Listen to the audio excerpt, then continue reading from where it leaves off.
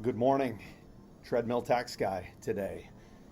You'll see me bouncing around a little bit too much on this, but I got a question that came in last night, which is an important one right now, right? January 11th. And one of the questions that came in was in regards to 1099 reporting and the new 1099-NEC that was last year in 2020. We got that again. This year it's a 3-up page, not a 2-up page. So a little bit of paperwork savings there. You don't have to buy as many. But let me tell you about the rules. First and foremost, this is kind of confusing.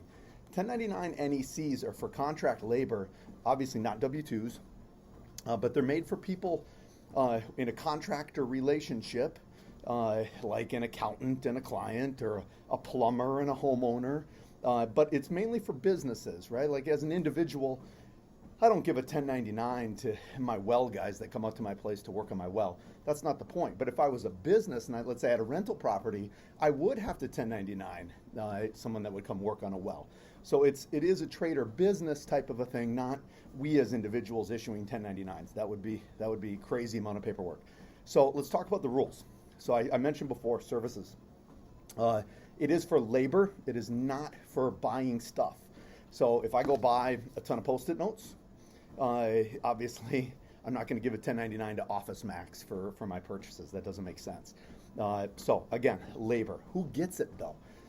The rule is, as a business, if I pay someone $600 or more, so $600 is not the area, right? $5.99.99. No 1099. $600, I give them a 1099. And now it is for services. So from that standpoint, what you're looking for is individuals that are obviously trading their labor, for time. We said $600. So from there, who gets it? Does everybody get it? Kind of. So as an employer in a contractor relationship with other people, I'm supposed to get a W-9. You can Google it. Just Google W-9. You'll see the tax form. It's pretty simple, one pager. Most people have seen this. If they bought a house, they do it. Anytime they've worked with businesses, a lot of times they're given this form to fill out. What's on it? Name, address, social security number if I'm an individual, EIN number if I'm a business. So that's the first step. Now, if I said 600 and it's for services, digressing, does everybody get it? Well, if I'm a sole proprietor, meaning I'm an individual working in my social security number, yeah, I'm going to get it. If I am an LLC or a partnership, yeah, you're probably going to get it too. A lot of people think, well, they're an LLC, they don't need to get it. That's not the point. When they get the W-9, they actually check a little box that says, yeah, I'm an LLC, but I file taxes like this. And that's what the determining factor is, because C Corps and S corporations are not needed to get 1099s. Now, if you send a 1099 to a C Corp or an S Corp, it doesn't hurt them. So there's no big issue with relationship to those types of things. So don't worry about if you send it to somebody in error. If they get mad at you because they got a 1099, they kind of don't understand. It's just an informational reporting thing. It is the verification for you to be able to take the tax deduction for contract labor. If you get audited, they're going to pull the 1099s that you filed, and they're going to match it up to the number you claimed for sublet labor expense. Makes sense, right? Well, there's two parts to it. What happens if you do all this? You do it perfectly, and you send them out. 6 months, 8 months, even 1 year from now, you get a letter from the IRS saying, oh, Billy Bob that you gave a 1099 to, they didn't have the right EIN number or the right social security number.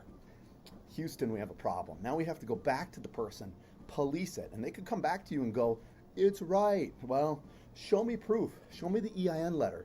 Show me your social security card.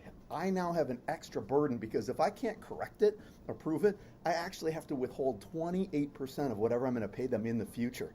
They aren't going to like it. In fact, here's what's going to happen. They're not working for you anymore. That's the reality of it. So that's the issue with it. So try to get W-9s. And again, doesn't hurt anybody if you get it. It's not that big of a deal. How do you do them at the end of the year?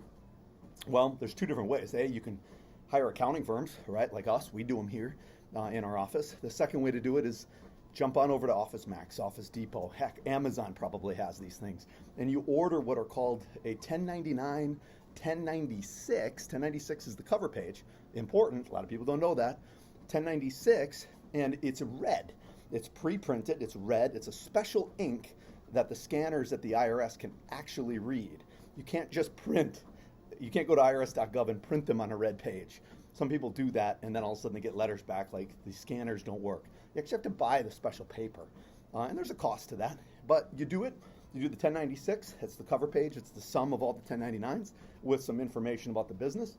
And then we have the individual 1099-NECs, and we bundle them all together. Bang, by January 31st, they're in the mail, right? We want to get everything out by January 31st. That's important.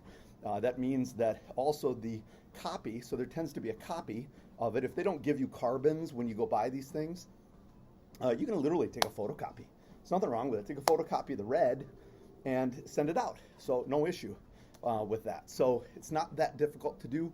Postmarked by January 31st. That is the due date, January 31st. So you do have to get your books up to date because if you try to hire someone to do it, you better know the numbers because they're not going to go through and scour your books trying to find 1099s.